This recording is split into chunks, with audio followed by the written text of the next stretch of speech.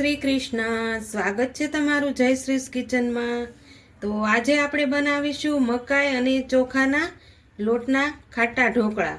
તો તેના માટે અહીંયા મેં પહેલેથી જ દળાવી લીધું છે, એટલે મકાઈ અને ચોખા અને 1 વાટકી જેટલી ચણાની દાળ એડ કરી હતી। એટલે મેં આપણે જે રોટલીનું ભાખરીનું દવણું દળાવીએ છીએ ત્યાં જ મેં આ રીતનો એકદમ સરસ કરકરો લોટ આપણે દળવાનો છે। આ રીતનો આપણે જે ભાખરી દળાવીએ છીએ ને તેના કરતાં પણ સહેજ જાડું દળવાનું છે। તો અહીંયા મેં લોટ ચાળીને લીધો છે, તો આ રીતનું બધું જ જે હશે તે બધું જ કચરું નીકળી જશે। આ રીતે મેં બધો ચાળીને લોટ લઈ લીધો છે। હવે આપણે તેને એક મોટા ડબ્બામાં લોટ લઈ લઈશું। તો આ રીતનો મેં ડબ્બો લઈ લીધો છે, તેમાં આપણે લોટ એડ કરી દઈશું। તો અહીંયા મેં બધો જ લોટ એડ કરી દીધો છે। હવે આમાં આપણે ખાટી છાશ તમારે જેવા ખાટા ખાવા હોય એ પ્રમાણે જ નાખવાની છે। તો અહીંયા મેં એક નાનું બાઉલ જેટલી ખાટી છાશ લીધી છે, તે આપણે એડ કરવાની છે। આ રીતે આપણે ખાટી છાશ છે તે બધી જ એડ કરી દઈશું। હવે તેમાં આપણે સ્વાદ પ્રમાણે નિમક એડ કરવાનું છે। આ રીતે સ્વાદ પ્રમાણે નિમક એડ કરી દઈશું। હવે આ બેટર છે એને આપણે પહેલાં હલાવી લઈશું। આ રીતે હલાવી અને આપણે થોડુંક આમાં ઉફાળું ગરમ પાણી કરી અને એડ કરવાનું છે, કે જેથી આપણું જે આથો આવે છે તે એકદમ સરસ ફૂલીને થશે। તો આપણે તેમાં થોડું થોડું ગરમ પાણી એડ કરશું અને આપણે બેટરને હલાવી લઈશું। અત્યારે આપણે આમાં બીજા કોઈ પણ મસાલા એડ નથી કરવાના। આ રીતે આપણે પહેલાં બેટર બનાવી લેવાનું છે। થોડું થોડું પાણી એડ કરતા જઈશું ને બેટર બનાવી લઈશું।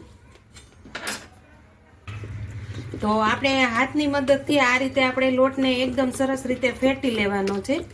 તો બેટરમાં એકદમ સરસ હવા પણ ભરાઈ જશે અને બેટર પણ આપણું એકદમ સરસ બનશે। તો આ રીતે આપણે લોટને 5 મિનિટ સુધી આ રીતે આપણે તેને હલાવવાનું છે। તો આ રીતે આપણે બેટરને એકદમ સરસ રીતે ફેટી લીધું છે। તો જોઈ શકો છો આ રીતનું આપણે બેટરને રાખવાનું છે। આ રીતે હવે આમાં આપણે આ બેટરને 8 થી 10 કલાક માટે રેસ્ટ આપવાનો છે, કે જેથી આપણો આથો પણ ખૂબ જ સરસ આવશે અને આપણે આ ખાટા ઢોકળા પણ ખૂબ જ સરસ બનશે। આમાં આપણે મકાઈ અને ચોખા બે એડ કર્યા છે। નવી રેસીપી છે। આપણે ચોખા અને ચણાની દાળના તો બનાવતા જ હોઈએ છીએ, પણ આમાં મેં મકાઈ એડ કરી છે, કે જેથી મારીથી બતાવવાનું નથી, પણ આ મેં પ્રોસેસ કરી છે। તો તમે મારો વિડીયો પૂરો જોજો।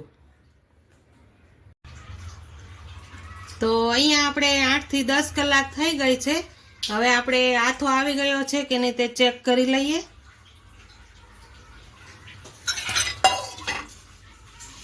તો આપણે ચેક કરી લઈએ। એકદમ સરસ આથો જો આવી ગયો છે। આ રીતે જો એકદમ ફૂલી અને એકદમ સરસ આથો પણ આવી ગયો છે। તો આ રીતે આપણો આથો આવી ગયો છે। હવે આપણે જેટલી 2 ડીશ બનાવીશું ને તેટલું આપણે પહેલાં બેટર અલગ કાઢી લઈશું। તો અહીંયા આપણે બેટર અલગ કાઢી લીધું છે। તો હવે તેમાં આપણે બધા મસાલા એડ કરી દઈશું। તો આપણે પહેલાં અડધી ચમચી જેટલી હળદર એડ કરશું। નિમક તો નાખ્યું તો પણ થોડુંક એડ કરી દઈશું અને અડધી ચમચી જેટલો મરી પાવડર એડ કરશું। અને અહીંયા મેં મકાઈના દાણા અને દૂધી ખમણી લીધી છે, તે આપણે તેમાં થોડું થોડું એડ કરી દઈશું। તો એકદમ સરસ ટેસ્ટ આવશે અને ખાવામાં પણ ખૂબ જ સરસ લાગશે। અને 1 ચમચી જેટલું આદુ મરચાં અને લસણની પેસ્ટ કરી છે તે એડ કરશું। હવે તેને સારી રીતે આપણે પહેલાં મિક્સ કરી લઈશું। આ રીતે મિક્સ કરી તો અહીંયા મેં ઢોકળિયામાં પાણી ગરમ કરવા મૂકી દીધું છે। હવે આપણે બેટરમાં સોડા એડ કરી અને થાળીમાં પાથરી લઈશું। તો અહીંયા આપણે બેટરમાં બધા જ મસાલા એડ કરી લીધા છે આ રીતે.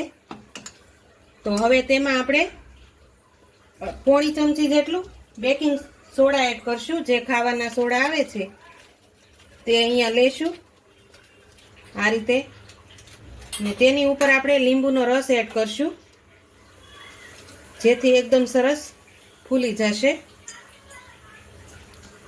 હવે તેમાં અડધી ચમચી જેટલું તેલ એડ કરશું જેથી ખાવા થોડીક વાર સમય પછી રહેશે ને તો પણ આપણા ઢોકળા એકદમ સરસ પોચા બનશે અને ખાશું તો મોઢામાં એકદમ કોરું નહીં લાગે.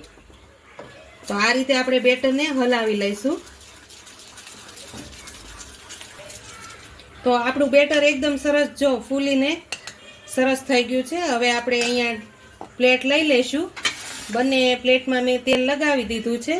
હવે આપણે બંને પ્લેટમાં બેટર એડ કરી દઈશું. આ રીતે થોડું થોડું બેટર બંનેમાં એડ કરશું. તો બેટર ઉપર આપણે થોડીક લાલ મરચું પાવડર એડ કરશું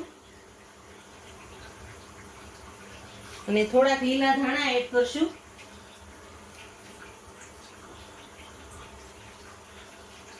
હવે તેને આપણે સ્ટીમરમાં મૂકી દઈશું. આ રીતે બંને પ્લેટ આપણે મૂકી દઈશું. હવે આપણે તેને 15 થી 20 મિનિટ સુધી કૂક થવા દઈશું. તો હવે આપણે ચેક કરી લઈએ. 15-20 મિનિટ થઈ ગઈ છે. તો આપણે હવે જોઈ લઈએ.